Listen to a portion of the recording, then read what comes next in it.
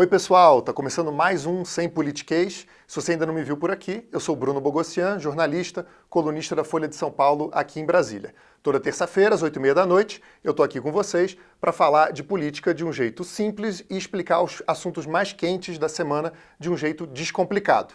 Bom pessoal, nos últimos dias, o presidente Jair Bolsonaro começou a fazer uma pressão forte sobre 3 órgãos que são ligados ao governo: a Polícia Federal, a Receita Federal e o COAF. A gente vai explicar mais ou menos qual é a função desses 3 órgãos, mas já dá para adiantar que eles têm uma participação importante em investigações, principalmente de casos de corrupção. Essa interferência provocou um questionamento sobre o Bolsonaro, principalmente porque ele se elegeu em cima de uma bandeira de combate à corrupção. Aconteceu uma reação forte dentro dessas corporações, teve até ameaça de pedido de demissão coletivo dentro da Polícia Federal. E levantou também uma discussão sobre os motivos dessa interferência, principalmente porque existe uma investigação em curso sobre as finanças do gabinete do Flávio Bolsonaro, que é filho do presidente. Se você quer entender o que está em jogo e por que o governo resolveu mexer em tantas peças desse tabuleiro de uma vez só, fica ligado aqui. Bom, a gente está em agosto, o governo Bolsonaro ainda não completou nem 8 meses, já seria meio estranho se ele resolvesse fazer grandes mudanças na equipe, mudar a organização do governo. Ele já trocou alguns ministros, mas isso revelava exatamente alguns desentendimentos, alguma crise ali dentro dos principais postos do governo. Seria ainda mais incomum se logo agora ele decidisse mudar órgãos de controle, trocar pessoas que participam desses órgãos que são responsáveis por investigações. E é exatamente isso o que está ocorrendo desde o início de agosto. Bolsonaro indicou que pretendia mudar a estrutura ou então fez pressão para trocar pessoas dentro da Polícia Federal, que vocês já conhecem, da Receita Federal, que além de organizar a cobrança de impostos, de tributos, também tem um papel de fiscalização financeira. E do COAF, que é aquele órgão que emite alertas quando vê alguma movimentação bancária ou em dinheiro que seja considerada suspeita. Dá para ver que as atividades desses 3 órgãos estão conectadas de alguma maneira, principalmente naquele papel ali de rastrear o dinheiro em investigações de corrupção, principalmente. No início de agosto, o presidente pediu ao Paulo Guedes, que é o ministro da Economia, que trocasse o presidente do COAF. Ele fez esse pedido porque o Roberto Leonel, que é esse presidente do COAF, fez um comentário criticando uma decisão do Supremo que beneficiou o Flávio Bolsonaro. Seguindo aí no boliche do Bolsonaro, ele também fez uma gestão para mudar a estrutura da Receita Federal. Ele fez pressão para trocar alguns servidores e delegados que atuavam no Rio, que atuam, na verdade, no Rio, e isso provocou também ali um estranhamento, um desentendimento, e o governo começou a trabalhar para mudar toda a estrutura da Receita. E por fim, agora na semana passada, o Bolsonaro falou publicamente que ele estava planejando a troca de um superintendente da Polícia Federal no Rio de Janeiro. O diretor-geral da Polícia Federal já estava planejando essa troca, mas o Bolsonaro interferiu, tentou dizer que o nome que estava sendo escolhido para substituir o atual superintendente não era bem aquele e ainda se saiu com uma frase que ficou muito marcada na semana passada. Ele falou: "Quem manda sou eu. Eu tenho poder de veto, ou você é um presente de banana agora?" Antes de destrinchar todos esses casos, a gente vai tentar responder uma pergunta.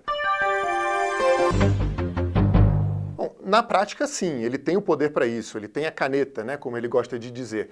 Mas essas instituições, esses órgãos, principalmente de investigação, eles são tradicionalmente protegidos de interferência política.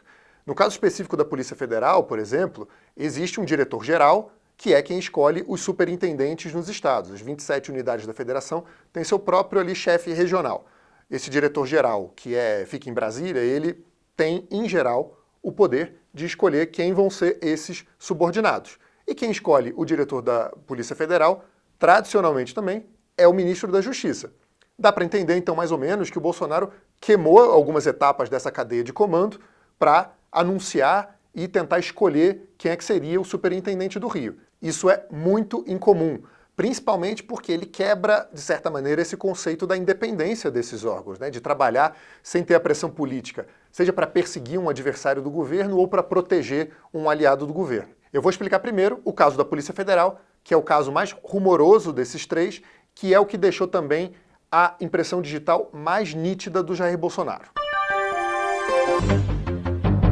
Bom, na quinta-feira da semana passada, o Bolsonaro, numa entrevista ali na entrada do Palácio da Alvorada, disse que queria fazer uma substituição na chefia da Polícia Federal do Rio. E ele disse que essa mudança ia acontecer por uma questão de gestão e produtividade. O pessoal da Polícia Federal ficou de cabelo em pé, porque, segundo as fontes lá da PF, no Rio e em Brasília, essa mudança já estava planejada. O Ricardo Saad, que é o atual chefe da Polícia no Rio, está no cargo desde fevereiro do ano passado, então ali ainda na gestão do Michel Temer. O Maurício Valeixo, que é o diretor da PF no governo Bolsonaro, né, escolhido pelo Sérgio Moro, manteve ele no cargo, disse para ele ficar. Mas ele planejava até o fim do ano fazer uma mudança ali, para dar uma renovada na superintendência. Um dos problemas é, segundo essas fontes da Polícia Federal, não era uma questão de gestão e produtividade, era uma troca corriqueira, né, que acontece de tempos em tempos ali na Polícia Federal. Esse comentário do Bolsonaro desgastou muito ali a superintendência, desgastou muito essa cadeia de comando, como a gente falou, né, porque foi uma interferência direta. Bom, e quem deveria escolher o substituto era exatamente a direção geral da PF. Tinha já esse nome que eu falei, que é do superintendente atual de Pernambuco, mas o Bolsonaro, no dia seguinte, provocou um segundo problema. Ele disse no dia seguinte, na sexta-feira, que não era nada daquilo, que o novo chefe da Polícia Federal no Rio ia ser o atual superintendente do Amazonas, Alexandre Silva, que é próximo amigo da família Bolsonaro. Bom, o pessoal da Polícia Federal ficou super irritado com isso.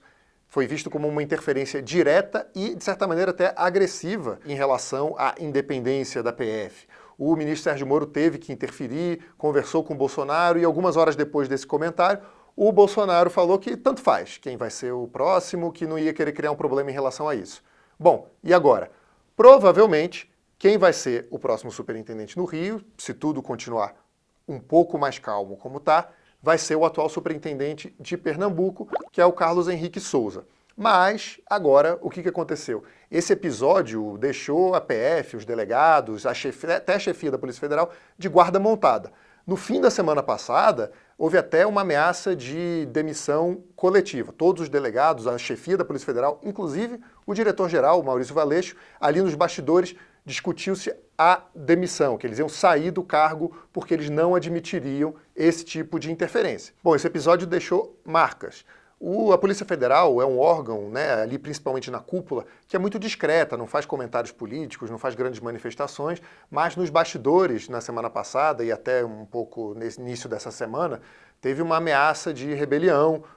A cúpula da Polícia Federal ameaçou sair do cargo porque não admitiria uma interferência desse tamanho. Mesmo com esse recuo do Bolsonaro, ficou todo mundo de guarda montada e agora existe uma impressão de que existe uma disposição do governo de fazer pressão sobre essas corporações que, em geral, são independentes. Essa questão também abalou um pouco o papel, né, a posição do ministro Sérgio Moro, que foi quem escolheu o Maurício Valeixo, que é o chefão da Polícia Federal, e que escolheu toda essa equipe nos estados. Bom, e muita gente se pergunta, logicamente, por que o Bolsonaro encrencou com o chefe da PF no Rio. É o estado onde ele fez carreira política e onde os filhos também fizeram carreira política. Vamos lembrar só uma coisa específica. A Polícia Federal, ela não participa diretamente daquelas investigações sobre o Flávio Bolsonaro, sobre o Fabrício Queiroz, que era o assessor do Flávio Bolsonaro, lá na Assembleia do Rio. Existe uma investigação que é feita pelo Ministério Público Estadual do Rio sobre a movimentação financeira no gabinete, aquela suspeita da chamada rachadinha, né, que era a coleta de salário dos servidores do gabinete. Isso ainda está em curso, não existe ainda uma conclusão sobre esse inquérito, mas a PF não participa diretamente dessas investigações. Existe uma insatisfação ali no núcleo do bolsonarismo, né, do governo Bolsonaro e da família, porque esse caso, na verdade, ele começou com uma investigação que era feita pela PF. A Polícia Federal foi a responsável por aquela operação Furna da Onça, que prendeu deputados estaduais lá da Assembleia Legislativa do Rio. Foi a partir de documentos produzidos nessa operação que começou a puxar o fio, que o Ministério Público, na verdade, começou a puxar o fio sobre as movimentações financeiras nos gabinetes lá da Assembleia, entre eles o do Flávio Bolsonaro. Bom, e por que essa interferência especificamente na Polícia Federal é considerada mais grave? A Polícia Federal é um órgão ali da linha de frente, né, das investigações de corrupção. Se a gente olhar a Receita e o COAF, eles são órgãos ali de inteligência financeira que produzem relatórios, né, que fazem alertas sobre movimentações financeiras, mas a PF ela tem um papel ali mais proativo nas investigações. Esse é um tipo de interferência que é basicamente inédito. Nos governos Lula e Dilma, do PT, o partido e os partidos aliados foram alvo de muitas investigações que tiveram um papel muito importante da Polícia Federal. Não precisa ir muito longe para lembrar como é que a Lava Jato atuou e como é que a Polícia Federal foi importante nesse trabalho. Lógico que houve incômodo, né? A Dilma, o Lula ficaram incomodados com alguns desses trabalhos que eram feitos pelos investigadores, mas nunca houve uma tentativa assim tão aberta, tão nítida, tão transparente de mexer na composição da polícia, por exemplo. Se a gente voltar ainda um pouquinho menos no tempo, no ano passado, no ano retrasado, o presidente Michel Temer foi alvo de investigações lá em São Paulo, feitas pela Polícia Federal. Em algum momento, ele chegou a indicar um diretor-geral da Polícia Federal que era relativamente alinhado com ele, mas isso teve uma repercussão negativa muito grande dentro da Polícia Federal, nos órgãos de controle, no mundo político, e ele teve que trocar esse diretor-geral, botar uma pessoa mais independente no órgão. Bom, gente, tudo isso significa que a Polícia Federal, a Receita, o COAF, esses órgãos são totalmente intocáveis, podem fazer o que quiser e não vai ter nenhuma decisão administrativa que vai poder, enfim, barrar ou impedir algum abuso? Não, não significa nada disso. O que a gente precisa ter em mente é que nenhuma dessas decisões de troca pode ser em caráter pessoal, né, por vontade própria de quem está no poder. Se existir algum abuso, algum excesso, essas correções elas precisam ser feitas dentro ali dos órgãos competentes, né? Existem investigações que podem ser feitas, inclusive, sobre o trabalho dos investigadores. Quem errou, quem passou dos limites, quem descumpriu a lei, pode ser punido. Não é trocando um ou outro ali que pode se criar uma estrutura que blinde alguém ou que vá proteger quem quer que seja. Bom, a segunda mudança que está sendo planejada pelo governo agora é na Receita Federal. A Receita, que como eu disse, é um órgão que trabalha com a coleta de impostos, cobrança de impostos especificamente, mas também tem um trabalho importante de monitoramento financeiro. Esse órgão ficou sob uma pressão muito grande esse ano, que começou no Supremo Tribunal Federal. Vazaram algumas informações financeiras sobre ministros do Supremo e parentes deles, especificamente os ministros Gilmar Mendes e Dias Toffoli. O tribunal reagiu porque, a rigor, a Receita Federal não pode investigar ministros do Supremo. É preciso ter uma autorização judicial para isso, porque eles têm aquele foro especial. O tribunal chegou a afastar servidores da Receita que teriam feito o que eles dizem que é uma quebra ilegal de sigilo financeiro. Isso criou um caldo muito denso para fazer alterações na estrutura e na composição da Receita. O governo começou a criar um plano para separar as funções da Receita. Uma parte ficaria responsável pela cobrança dos tributos, né, pelo planejamento do sistema de impostos, e outra parte ficaria responsável pela fiscalização e pelas investigações. Nessa reestruturação, possivelmente, algumas das funções dessa segunda parte ficariam um pouco mais restritas, né? Porque exatamente existe um consenso entre o Supremo e os órgãos do governo, né? E até o mundo político no Congresso também, de que esses abusos precisam ser corrigidos, precisa haver limites para as funções da Receita. O que os delegados da Receita e auditores argumentam, na verdade, é que isso vai reduzir também a liberdade de atuação deles, que vai atrapalhar essas investigações porque eles teriam menos poder para fazer todo esse monitoramento financeiro. No meio disso tudo, entrou também o presidente Jair Bolsonaro. Primeiro, ele reclamou que a Receita estava fazendo uma devassa na vida dos parentes dele no interior de São Paulo. Não ficou nada comprovado sobre isso, não surgiu nenhuma investigação, não foi divulgado absolutamente nada sobre esse caso. Depois, aliados do Bolsonaro começaram a fazer uma pressão para fazer mudanças na Receita Federal no Rio de Janeiro. Um dos postos seria o posto de atendimento da Barra da Tijuca, que é onde a família do Jair Bolsonaro mora, e a outra seria uma mudança no porto de Itaguaí, que é uma área considerada super delicada porque ela é cercada por milícias. Essa outra interferência provocou uma nova reação ali dentro da corporação, dentro da Receita Federal. O delegado ali do Porto de Itaguaí disse que existiam forças externas que estavam tentando atrapalhar as funções e o trabalho que é feito pela Receita. O superintendente da Receita no Rio, que é chefe desses dois delegados da Barra e de Itaguaí, se negou a fazer essas trocas. O número 2 da Receita Federal, o segundo posto da Receita Federal, que é o João Paulo Fachada, também disse que não haveria essa interferência, e aí instalou-se mais uma crise. Porque enquanto isso, o governo ainda estava planejando aquela mudança de estrutura que, na verdade, poderia derrubar todo mundo de uma vez só. O que aconteceu foi o chefe da Receita Federal, que é o Marcos Sintra, demitiu o número 2, que é o João Paulo Fachada. Foi uma tentativa de estancar essa crise, acalmar os ânimos, mas na verdade ainda está todo mundo tenso com essa situação. Não se sabe o que vai acontecer com a Receita. Possivelmente vai haver sim uma mudança ali nas competências, nas funções. É possível que exista uma alteração que limite um pouco a atuação de fiscalização da Receita. E agora a gente chega no terceiro ponto de interferência, que é o famoso COAF. Você com certeza se lembra de que o Sérgio Moro, quando aceitou virar ministro da Justiça, pediu para o COAF integrar essa pasta reformulada que ele iria comandar. Ele considerava isso importante porque o COAF é um órgão que é muito usado para rastrear o dinheiro de casos de corrupção, de lavagem de dinheiro e outros crimes que são investigados pela Polícia Federal. Era considerado essencial para o Sérgio Moro. Você também se lembra que o Congresso, para dar uma cotovelada ali no Sérgio Moro, para dar uma cotovelada no governo Bolsonaro, tirou o COAF do Ministério da Justiça e disse que não, que ele tinha que ficar onde ele sempre esteve, que era o Ministério da Economia.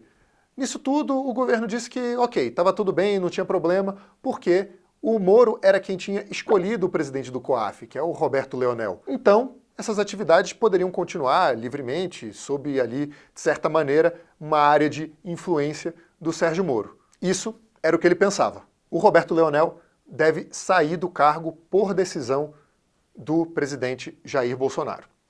Esse presidente do COAF, ele criticou aquela decisão do ministro Dias Toffoli que paralisou e interrompeu todas as investigações que tenham usado dados financeiros detalhados produzidos pelo COAF. O argumento do Dias Toffoli é que esse uso dessas informações financeiras sem autorização de um juiz é ilegal, porque seria uma quebra de sigilo financeiro. Todo cidadão tem direito a proteger suas informações financeiras, que só podem ser, enfim, compartilhadas e usadas em investigações se tiver uma decisão judicial, uma decisão de um juiz. Essa paralisação só foi feita por causa de um pedido do Flávio Bolsonaro, que é o filho do Jair Bolsonaro, que está investigado naquela questão lá do gabinete da Assembleia Legislativa, o caso do Queiroz, como a gente já falou. Então essa crítica do Roberto Leonel à decisão do Supremo pegou muito mal. O Bolsonaro ficou irritado, achou que não era pertinente que o chefe do COAF fizesse um comentário que ali batesse de frente com o interesse do filho dele. Hoje, nessa terça-feira, o presidente Jair Bolsonaro oficializou uma mudança no COAF. O COAF, que era vinculado ao Ministério da Economia, que tinha esse presidente que era escolhido, né, ali pelo governo de maneira relativamente livre, passou para o guarda-chuva do Banco Central. Isso significa que a escolha desse presidente vai seguir ali um critério da carreira do Banco Central. Viraria, supostamente, um órgão mais técnico e financeiro do que administrativo. Só que essa medida provisória, que foi editada para alterar a composição do banco, também deixou brechas para indicações políticas no Conselho de Controle do COAF. O que se teme é que haja uma pressão, uma interferência política, uma interferência do governo na atuação do órgão. A cereja nesse bolo é a escolha do novo Procurador-Geral da República. A gente falou desse assunto no último programa. Se você ainda não viu, dá uma olhada depois que terminar esse vídeo. O Bolsonaro fez vários movimentos, deu várias declarações públicas de que estava procurando alguém para esse cargo que fosse alinhado com o governo, que não fosse atrapalhar o governo. Isso em si já é um problema, porque como a gente falou, a Procuradoria-Geral da República, ela representa a sociedade, ela não está ali para ajudar o governo, ela está lá para defender direitos individuais, defender o meio ambiente, inclusive, não deve ser pautada essa escolha especificamente por orientações ideológicas ou orientações políticas. Até a semana passada, quem era favorito nessa bolsa de apostas era o procurador Augusto Aras, que era um nome considerado conservador. Isso mudou nos últimos dias. Quem está em primeiro agora nessa corrida é o procurador Antônio Carlos Martins Soares. Quando o nome dele despontou, aconteceu uma reação dentro do próprio Ministério Público. Ele é um nome relativamente desconhecido ali na corporação. Só para você ter uma ideia, nos últimos 10 anos, ele passou 5 anos, de 2010 a 2015, aposentado, porque ele tinha pedido aposentadoria e o Tribunal de Contas da União, em 2015, mandou reverter essa aposentadoria porque disse que a contagem dos anos de trabalho estava errada. Então ele teve que voltar ali para trabalhar. E como é que esse ilustre desconhecido, como dizem ali os outros procuradores, chegou no primeiro lugar da fila? Bom, a entrada dele no páreo é atribuída ao Flávio Bolsonaro. Tá aí ele de novo aqui na nossa conversa. Ele foi um dos responsáveis por levar o Antônio Carlos Martins Soares ao gabinete do Bolsonaro para essa conversa sobre a possível escolha dele para a Procuradoria-Geral da República. O Antônio Carlos nega que seja uma indicação do Flávio. Ele diz que tem uma relação muito boa com os militares e com ministros do Supremo Tribunal Federal também. Na segunda-feira, ele deu uma entrevista para a Folha de São Paulo dizendo que já tinha conversado com vários integrantes das Forças Armadas e que tinha dito a eles que estava à disposição para ajudar o Brasil, para colaborar com o Brasil, através do governo Bolsonaro. Isso é meio problemático porque o Procurador-Geral não deve trabalhar em sintonia com governo nenhum. Como a gente acabou de falar, é uma instituição independente que tem que trabalhar de maneira livre. E para entender também por que esse empurrãozinho do Flávio Bolsonaro é um aspecto relevante nessa discussão. O Procurador-Geral da República provavelmente vai ter que atuar naquele processo do Toffoli que suspendeu as investigações que foram abastecidas por informações do COAF, que beneficiaram quem? O Flávio Bolsonaro. Então, existe uma discussão já de pé sobre a independência que esse procurador-geral, se for mesmo o Antônio Carlos Soares, a independência que ele vai ter para tomar as decisões e para atuar nesse julgamento, nesse processo específico. E como é que isso tudo se interliga com o governo Bolsonaro? O presidente ele diz que ele quer fazer essas escolhas, quer fazer essas mudanças, porque ele não quer uma atuação ideológica ou porque ele tem o direito, né, de escolher cargos que são de confiança, né, de livre escolha do presidente da República, e ele quer evitar abusos. Existem abusos? Sim, existem. A gente viu alguns casos em que servidores ou em que investigadores ultrapassaram ali os limites da lei. Mas como a gente também já disse, isso precisa ser punido, investigado e, enfim, corrigido de maneira individual. Não é fazer uma interferência assim tão intensa e com um caráter tão político, de uma autoridade, enfim, mais alta sobre esses órgãos, que vai resolver a situação. O importante é que esses órgãos de investigação tenham uma liberdade, que eles possam se sentir livres para fazer qualquer tipo de investigação sem medo de serem demitidos, por exemplo. Até porque eles trabalham, em alguma medida, para investigar até o presidente da República, até os aliados, até a família. Então imagina só se cada policial federal tiver sempre o receio de dar um passo à frente e depois ser punido, perder o cargo ou perder ali uma função de chefia. Isso não é muito bom, na verdade. Isso vai possivelmente paralisar, coibir o trabalho desses investigadores exatamente. Por exemplo, o fiscal do IBAMA, que multou o Bolsonaro por pesca ilegal lá na região de Angra dos Reis, no Rio, ele aplicou essa multa antes do Bolsonaro ser presidente. Depois que o processo começou a andar de novo ali, depois da eleição do Bolsonaro, o cara acabou sendo demitido. E tem um outro argumento que sai ali do Palácio do Planalto, do gabinete do Bolsonaro, que a gente vê muito nos bastidores, mas é pouco dito publicamente. É possível que isso ganhe mais força daqui para frente, que é que os órgãos estão aparelhados por gente de esquerda ou por petistas. Gente, basta fazer um retrospecto para ver que isso não é necessariamente verdade. A Polícia Federal, a Receita Federal, o COAF também investigaram atos do PT, atos de partidos de esquerda, atos dos governos Lula e Dilma. Então não dá para dizer que eles atuam só por interesse partidário, eles cumprem ali uma função específica. Bom, para encerrar eu queria fazer uma análise rápida sobre o que esses episódios todos dizem sobre a atuação do ministro Sérgio Moro. O Moro chegou ao governo como um grande pilar ali de ética, de correção, de luta contra a corrupção. A partir desses passos que vão ali reduzindo um pouco a independência de órgãos que são tão importantes para investigações de corrupção, o Moro vai perdendo um pouco ali de sustentação. Não significa que ele vai sair do governo, que ele vai ser demitido, mas é lógico que ele e os aliados dele acabam ficando incomodados com esse tipo de interferência, né? Parece que é uma quebra de compromisso, uma redução dos poderes dele, né?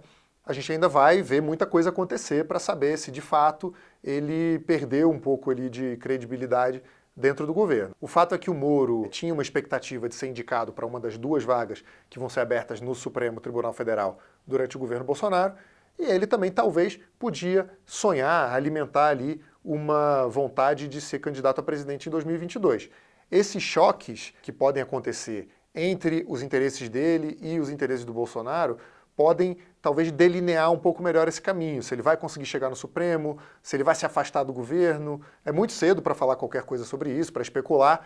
A gente ainda está no 8º mês de governo, ainda tem muita água para rolar aí pela frente, mas é bom ficar de olho nesses movimentos para ver como é que essas peças aí da política vão se mexendo. O Sem Politiquês fica por aqui. Muita gente nos comentários lembrou que amanhã, dia 21, quarta-feira, o Sem Politiquês faz 1 ano. Eu acabei de chegar, mas vocês estão aqui desde o início. Queria dar os parabéns para o pessoal do canal e agradecer a vocês pela audiência.